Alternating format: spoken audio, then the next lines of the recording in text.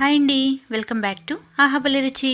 ఈరోజు వీడియోలో ఎంతో టేస్టీగా ఉండే కొత్తిమీర అలాగే పుదీనా చట్నీని ఎలా తయారు చేసుకోవాలో చూద్దామండి. ఈ చట్నీని వేడివేడి అన్నంలోకి వేసుకొని తింటే చాలా బాగుంటుందండి. మీరు కూడా ఈ వీడియో చూసి తప్పకుండా ట్రై చేయండి, మీకు కూడా చాలా బాగా నచ్చుతుందండి. చేయడం కూడా చాలా ఈజీ. మరి లేట్ చేయకుండా ఈ చట్నీని ఎలా తయారు చేయాలో వీడియోలోకి వెళ్ళి చూసేద్దాం. ముందుగా ప్యాన్లోకి ఒక 2 టేబుల్ స్పూన్ల వరకు పచ్చెనగపప్పుని వేసుకోవాలి. వేసుకుని వీటిని మీడియం ఫ్లేమ్లో పెట్టుకొని చక్కగా దోరగా వేయించుకోవాలి. ఇవి చక్కగా ఎర్రగా వేగాలండి. ఇవి కొంచెం లైట్గా వేగుతూ ఉండగానే మనం దీనిలోకి ధనియాలని యాడ్ చేసుకోవాలి. 1 టేబుల్ స్పూన్ వేసుకోండి.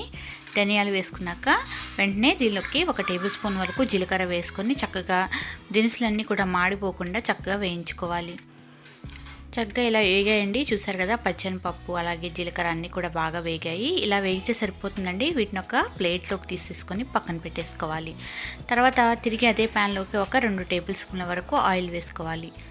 ఇప్పుడు నూనె కొంచెం వేడవనివ్వాలి. నూనె వేడయ్యాక మీ కారానికి తగ్గట్లుగా పచ్చిమిర్చిని యాడ్ చేసుకోవాలి. నేను ఇక్కడ ఒక 15 నుంచి 20 వరకు వేసుకున్నానండి. మీ స్పైసీకి తగ్గట్లుగా చూసి పచ్చిమిర్చిని యాడ్ చేసుకోండి. పచ్చిమిర్చి కూడా కొంచెం వేసుకొని మీడియం ఫ్లేమ్లో పెట్టుకొని చక్కగా వేయించుకోవాలి. ఇలా పచ్చిమిర్చి వేగాక దీనిలోకి ఒక 4 టమాటాలని ఇలా కట్ చేసి వేసుకోండి. నేను ఇక్కడ మీడియం సైజు ఒక 4 టమాటాలు తీసుకున్నాను.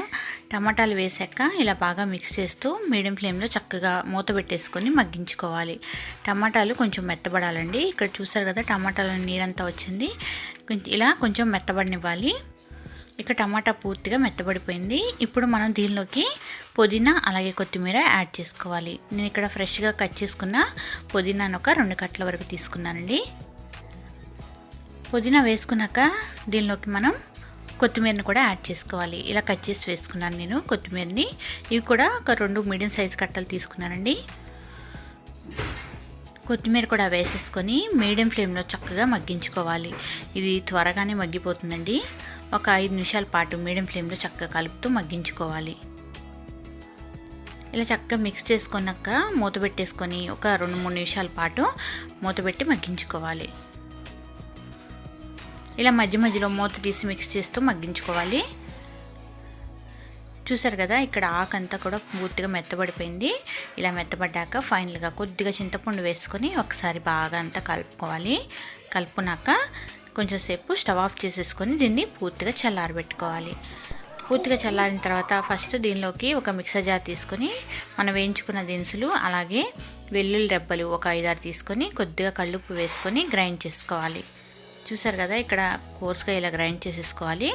తర్వాత దీనిలోకి మనం పుదీనా అలాగే కొత్తిమీర, టమాటా, పచ్చిమిర్చి, ఉల్లిపాయలు అంతా మగ్గించుకున్నాం కదా, అది కూడా వేసేసుకోవాలి. వేసుకొని ఇక్కడ చూపించిన విధంగా కోర్స్గా పేస్ట్ పట్టుకోవాలి. చక్కగా ఇలా పేస్ట్ పట్టుకొని పక్కన పెట్టుకోండి. ఇప్పుడు దీనికోసం తాలింపు వేసుకోవాలి.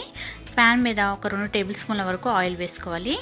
ఆయిల్ వేసుకున్నాక 1 టీ స్పూన్ వరకు ఆవాలు, 1 టీ స్పూన్ జీలకర్ర అలాగే 1 టేబుల్ స్పూన్ పచ్చెనపప్పు వేసుకొని ఫ్రై చేసుకోవాలి. ఇలా ఫ్రై అయ్యాక దీనిలోకి ఒక 2 ఎండుమిర్చిని కూడా కట్ చేసి వేసుకోవాలి.